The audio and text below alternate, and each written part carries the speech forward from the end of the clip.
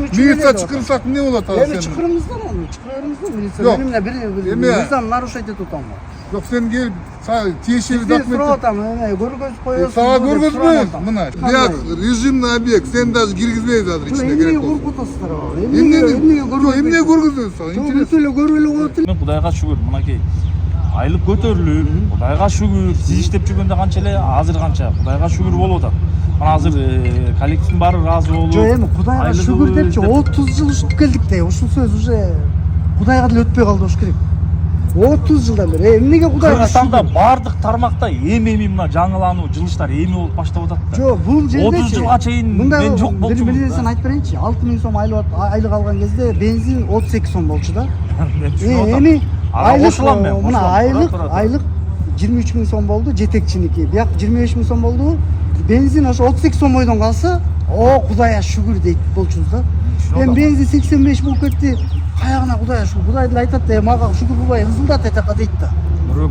Эми ал биздин колдо эмес. Мен анын баарын түшүнүп атам. Аларга кошулам. Бирок эми мына жылыш болуп атпайбы? Өзүңүз деле ойлосоңуз, жок, ошо сиздин ошол биздин акча дейм. Сиздин сотрудниктериңиз деле мисалы ыраазы да, азыр мисалы жок, сотрудниктерди мен айтам, министрда эмес, мен да эмес.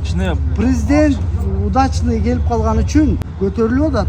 Силер ошо достойно иштеп бергиле деп айтам да. Бизге да ошондой. Бизге да ошол. Эми ошо мен сураганым эле ошо жана сметана ким композитор болуп келди эле? Бегалиев барбы, Алишеров барбы? Биз эми өзүбүз эмебизге жооп беребиз, биз эми аларга жооп бербейбиз. Ооба.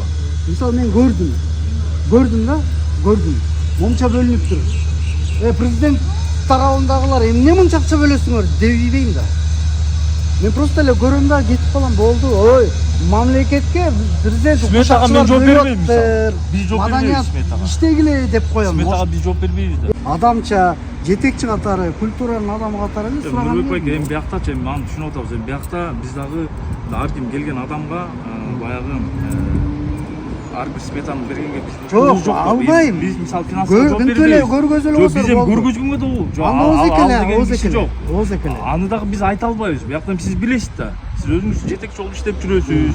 Анан эми мындай иш болуп аткан жерде мындай сиз дагы мындай туура түшүнүшүңүз керек да. Жок, эми туура түшүнүп атам. Мен мюзиклды жамандабайм. Просто композиторуна кимдер чакырылды, композиторуна канча сиз сметаны сурап атпайсызбы?